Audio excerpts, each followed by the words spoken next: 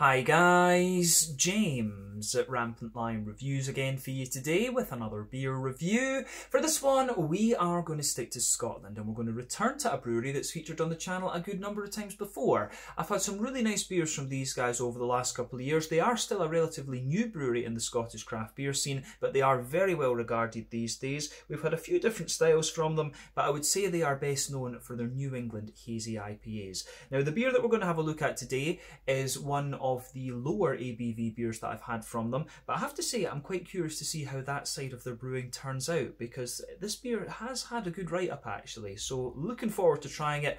Hopefully it's another good beer, hopefully it makes for an interesting review, and I hope that you guys enjoy my take on this one as well. So let's get cracking. For this review then, we are going to head through to Glasgow once again, to Yoker to be precise, and that means that we're going to have a look at another beer from the wonderful Overtone Brewing Company. So this particular beer is called the Bruce. It comes in at 5.5% ABV, and they're saying on the back that this one is an IPA, so I guess we have to say this one is a sort of session New England hazy, whatever you want to call it, IPA. So yeah, it was actually listed on Untappd as a pale ale, so we'll just need to see how we get on with this one. But I also thought this was quite an appropriate beer for this video. So the channel's name, of course, is Rampant Lion Reviews. The Rampant Lion was on the royal standard of the old Scottish kings, and it's still on the standard of the British monarchs these days, of course, but we won't go into them.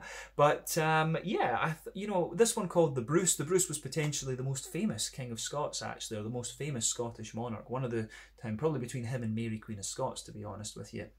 But yeah, I thought this was a really cool one to review for this particular video, because when I checked my YouTube statistics this morning, I noticed that the channel had hit 10,000 subscribers, which is pretty cool. I've never been in it for the numbers, but I did think to hit 10,000 subscribers was pretty cool. So I'm filming this review for you on the 12th of November 2021. So that will forever be the day that I hit 10,000 subscribers. Crazy that 10,000 people like to watch a mad Scottish guy just drinking beer and talking about it, but anyway, people like what they like, and it's been a really fun journey over the last kind of 8 and a bit years now, so long may it continue. But yeah, the Bruce Session IPA coming in at 5.5% ABV from Overtone Brewing Company through in Glasgow. Let's get started on the review. So, as always with my reviews then, I'll tell you a little bit about the brewery before we taste the beer. If you want to get straight to the tasting, just fast forward.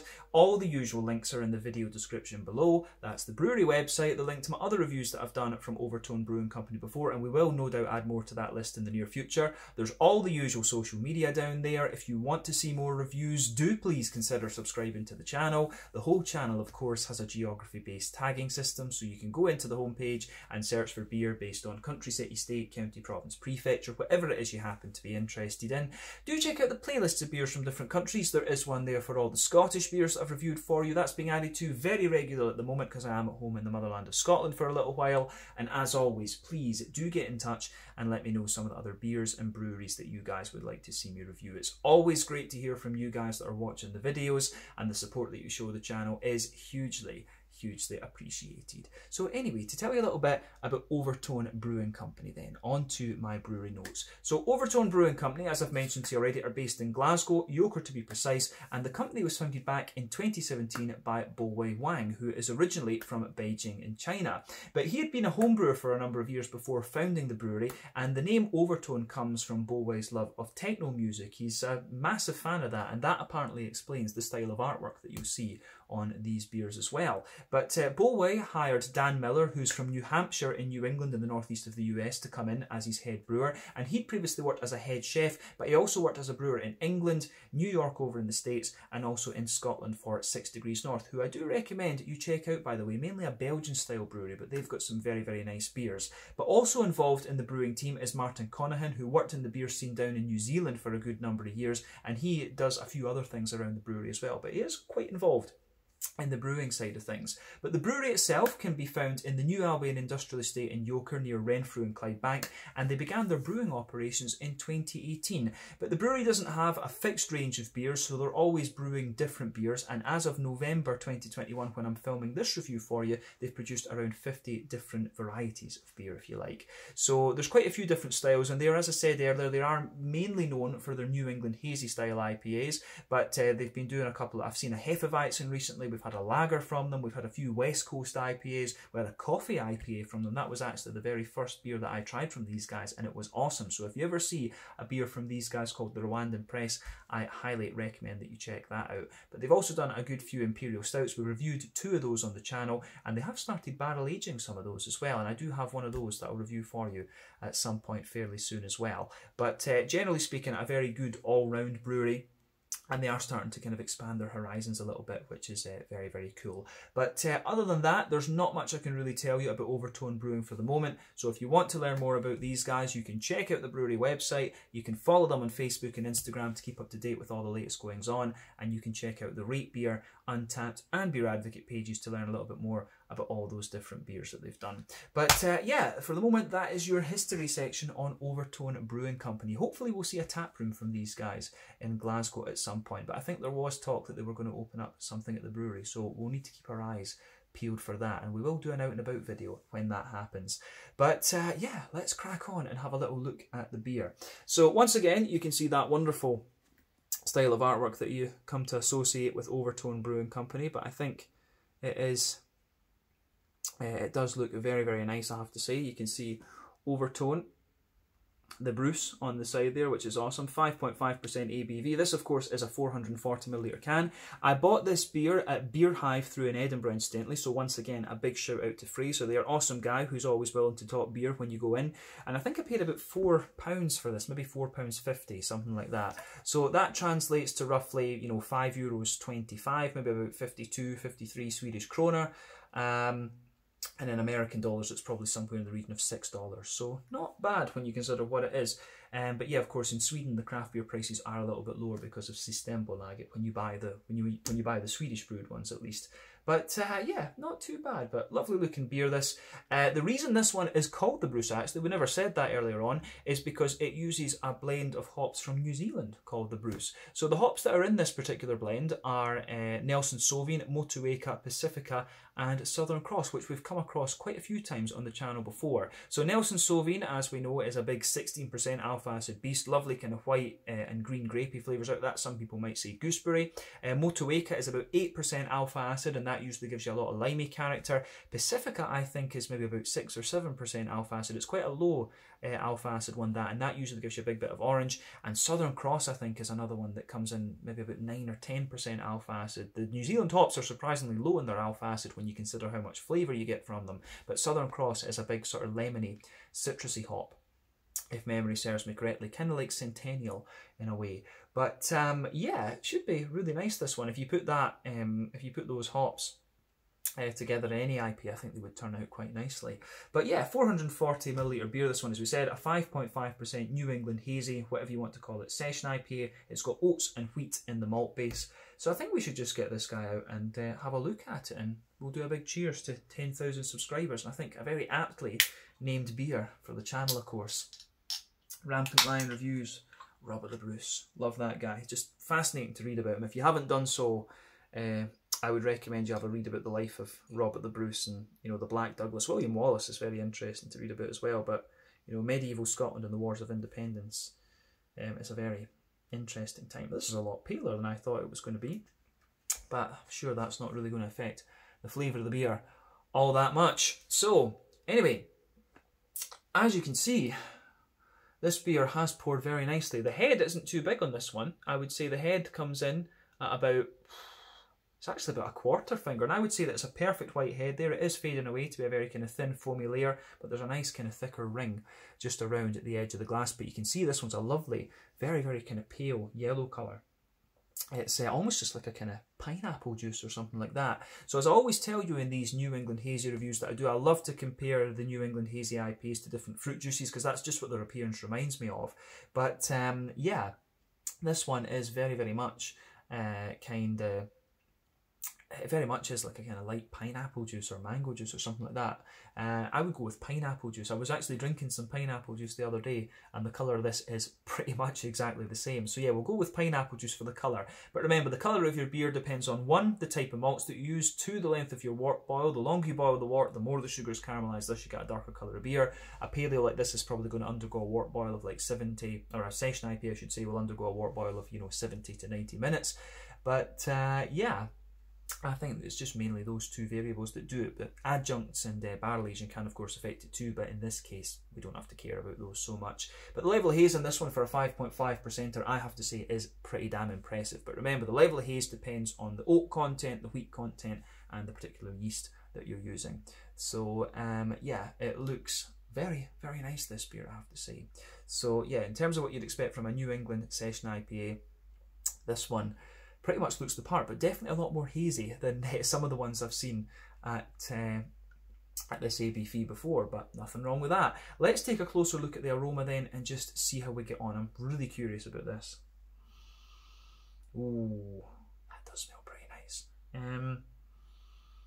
Yeah, when we sugar it up, there's a lot of lovely fruit coming out of this one.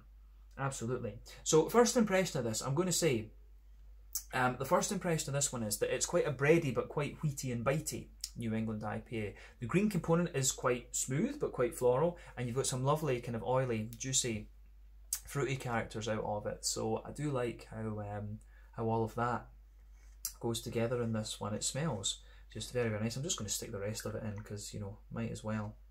So there's a wee bit of sediment in that, I don't think so. But yeah, it does smell pretty good. So let's just break down the rest of the aroma for you and go into a wee bit more kind of in depth.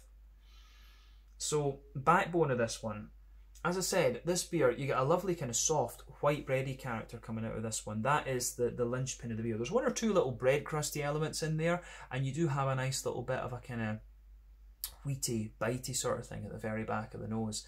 So yeah, I like how that, I do like how that goes together in this one. I've often found I've had some really good lighter, you know, IPAs, and I've been getting more into paleos recently, which I was never really into, and I guess that's maybe coming from my sort of love of lagers. I was going through a lager phase for a very, very long time. But paleos and sort of more session IPAs have been really interesting. We had a few really good ones from Brewski in Helsingborg in Skåne back over in Sweden. But these ones, you know, I've been getting really into this style recently, and I found that quite a lot of them like to put a bit of wheat and a bit of bite into their beers, and I think that's a good move actually to kind of compensate for having not quite as big a malt base. So yeah, because remember, it's your malt base and the sugar content that basically determines how alcoholic your beer is going to be. So yeah, this one, you definitely get that nice kind of soft white bready backbone in there. You can smell the wheat thickening up the beer right enough, but you also get a little bit of that wheaty bitiness at the very back of your nose. You've also got a lovely kind of smooth oaty character coming out of this one as well, which I think is very, very nice. So that goes together really well in this beer for me. But you also get a nice little bit of a kind of Werther's Original sort of thing. So yeah, it does, you know, it does go together pretty damn well, I have to say. I like how this how the malt base in this one goes together. It is quite straight shooting, but when it's 5.5% ABV rather than one of the big 8% things, or even the 11-10% triple IPAs that they do, that's kind of to be expected, to be honest with you.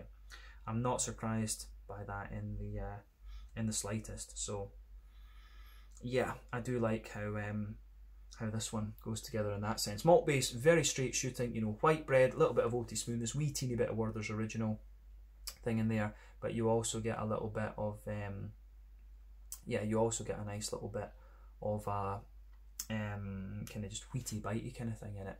So yeah, this looks really, really nice, or it smells really nice, I should say, on the malty side of things. On the hoppy side of the beer, the green component for me is pretty much, it's floral and it's quite big and kind of zesty in a sense. There's quite a lot of grassy, zesty character out of this one, which I would guess would be the Southern Cross component of the beer, and maybe the Motueka as well, in fairness. So there is quite a bit of citrusy, zesty character to this one. So the grassy notes are big and citrusy and zesty, but there's also a big kind of floral component to the there's also a big kind of floral component to the beer as well. So nice big floral aromaticity, nice little bit of a kind of zippy, grassy zestiness to it as well. But then the fruity side of things in this one, I think, is also pretty nice actually. So yeah, I like how this goes together for sure. On the fruity side of things itself, though, I think we've said everything we need to about the green component. There is maybe a little tiny touch of earthiness in there as well, I should add that. But on the fruity component, this one, to me, is quite interesting. So you can definitely smell a wee bit of the Nelson Sauvin influence in there. I don't know what ratio these hops are, if it's 25, 25, 25 or whatever. But I think you can smell the Nelson Sauvin kind of being the backbone of the hoppy side of things, if you like.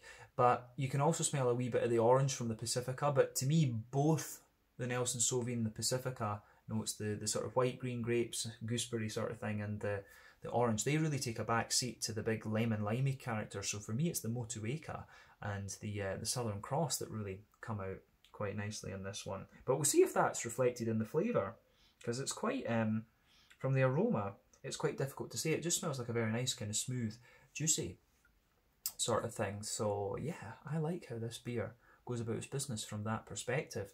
So I think we can have a little look at this one and see how we go. Take a little bit of time, as I always say, to check out the aroma of the beer before you get stuck in.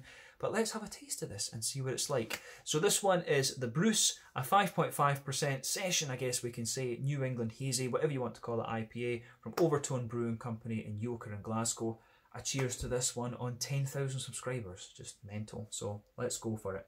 Slàinte, skål, and cheers.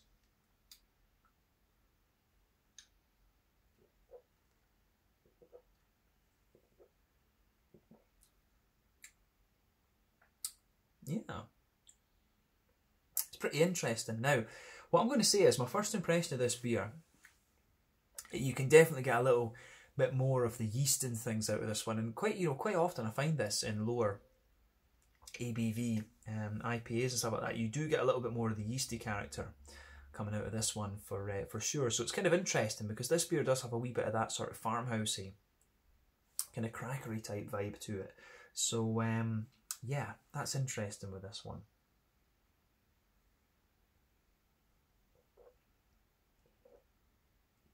But I do think it is pretty nice. It's not quite as sweety and bitey as I thought it was going to be. It is a little bit more farmhousey.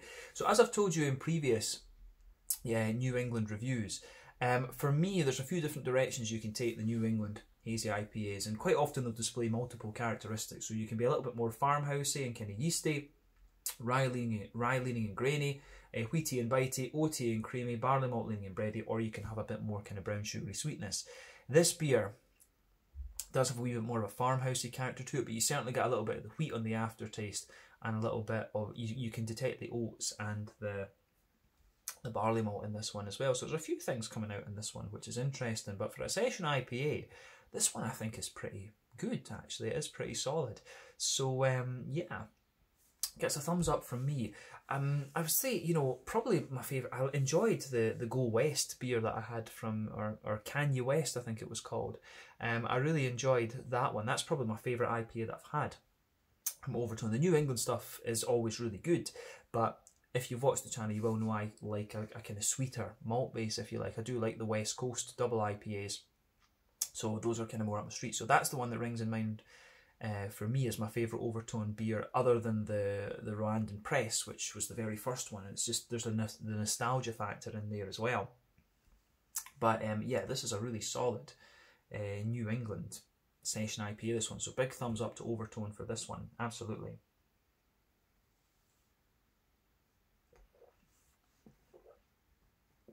So let's break this down then. Straight away across the middle of your palate, you can feel that sort of bread crusty backbone there. That goes across the middle third and the back third of your palate.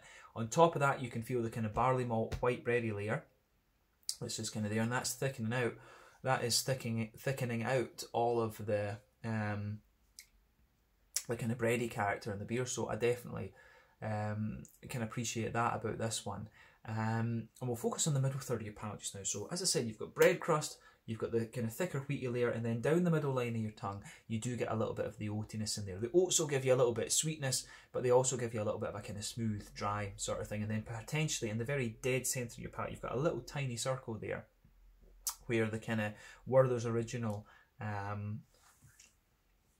the sort of Werther's Original butter candy, butterscotchy type notes come out of the beer, but like I say, very minimal. This really is a more kind of bready and yeasty leaning New England session IPA. And again, when it's at the lower ABV, then you kind of expect that. You would expect the yeast. It just makes sense that the yeast would shine a little bit more, because obviously the heavier ones have a little bit more oat content and a little bit more wheat content, and those can cover up quite a bit of the yeasty characters in some way.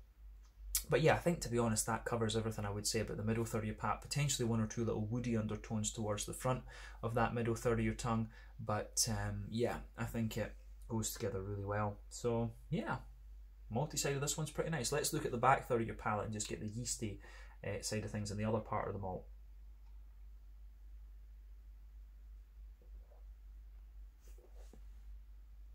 So on the back third of your palate, then on that border region between middle third and back third of your palate, you definitely get a little bit of a kind of bready build up there.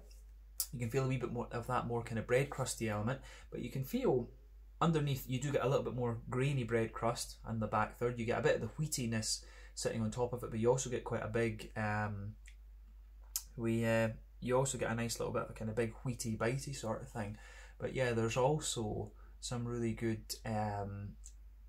there's also a little bit of the wheaty, the oaty character, sorry, is just kind of spilling over into the back third of the palate on this one too, which is quite interesting. But sitting on top of all of that, you get the kind of yeasty quality, and it's a little bit of a kind of thicker, yeasty, doughy ball kind of thing that you get out of this. So that's really interesting as well.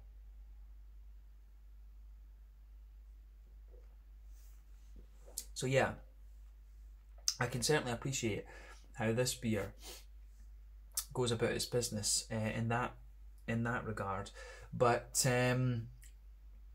yeah, I think for me this one is it's pretty nice in that sense. But you can feel in that back third of your palate that the flavour is a little bit taller. You can feel you've got a nice kind of bitey, grainy, malty character there, the yeasty notes sitting on top. But then as you move further forward, you can feel the flavour's a bit taller, but as you go further forward, it just condenses down a wee bit. Then in that middle third of your palate, you've got a nice yeah, you've got a nice kind of more condensed malty character to this one. But like I say, there's a lot of kind of farmhousey, yeasty character in this one. It's got a wee bit of a kind of almost peppery, spicy character to it, a little bit of woodiness and things. And then you've got that kind of sort of slightly doughy, yeasty kind of thing at the back of the palate as well. So yeah, malty, yeasty side of this beer is quite interesting. Let's focus on the hoppy part of it though.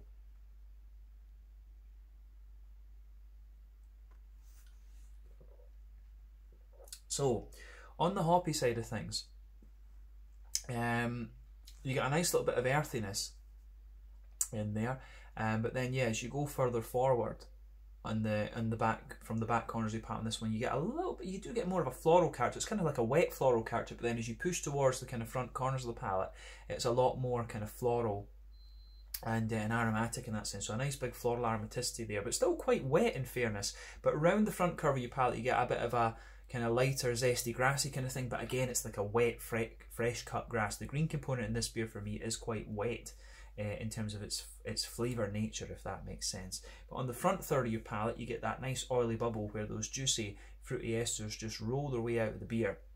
But let's focus on that front third of your palate then. So border region between front third and middle third of your palate, again, you get a little bit of a bready build up there, a wee bit of bread crust, but then the base of that front third of your palate is a little bit more kind of bread crusty and smooth, white bready.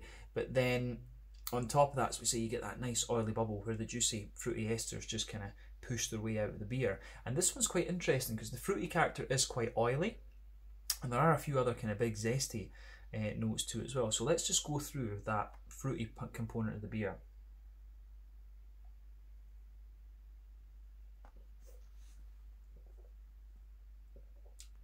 So on the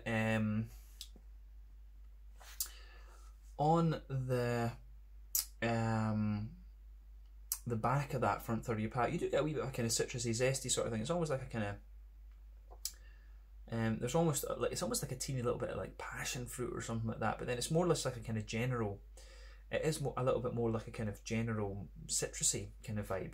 But underneath everything, you can feel this nice oily, you know, white, green, grapey sort of thing. So it's the Nelson Sauvin that's kind of forming the backbone of the hoppy side of the beer. So you can feel the Nelson Sauvin. It's interesting because the Nelson Sauvin is, for me, a slightly more oily hop, and usually you get that on the front half of your front third of your palate. But you can feel it spreading back there a little bit, which is really interesting.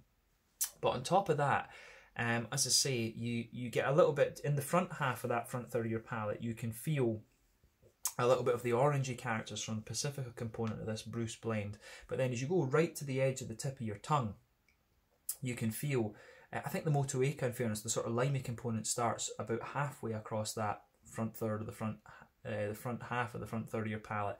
So yeah, you get a nice wee bit of lime out of this, but I think for me the Southern Cross actually comes across as quite pungent in this one, and that really gives the beer just a zesty edge on the aftertaste. So yeah, it's really interesting how this one just kind of pieces together in that sense too.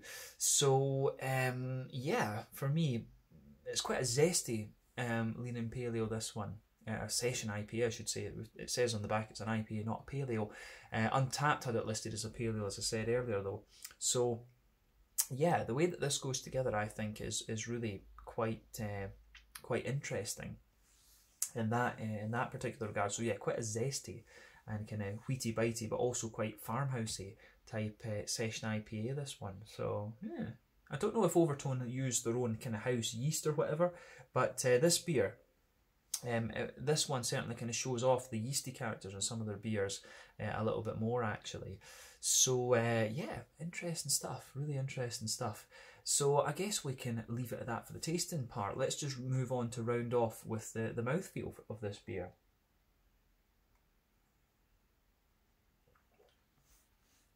So in terms of the mouthfeel, I would say this one, it's kind of bottom end and mid-bodied for me. The carbonation is quite smooth. There's a degree of slickness to this beer as well. There's a bit of that kind of oily slick character to it, which is quite interesting. In terms of hoppy bitterness, I think this is a fairly standard 30 IBU beer, this one, maybe 20, I think 30 to be honest with you, 30 IBUs. Malt base, as we said, is very kind of smooth. There is a bit of graininess to it because of the yeasty character as well. Not a big degree of sweetness to this one, but to be honest, with a session IPA, you wouldn't expect that. And the fruity side of the beer for me leans towards the more citrusy, zesty end of the spectrum, and the fruity characters are a little bit more oily. But overall, as I said, this is a pretty nice beer, I have to say, and it's cool to try something from the lower end of the alcohol spectrum from Overtone as well, because I think the only other one we've had that was about this ABV might have been the lager that we had a couple of months back. It was this year, I'm pretty sure, maybe about a year ago. We had their lager beer. But yeah, so this was pretty solid actually. So a nice beer to celebrate 10,000 subscribers with.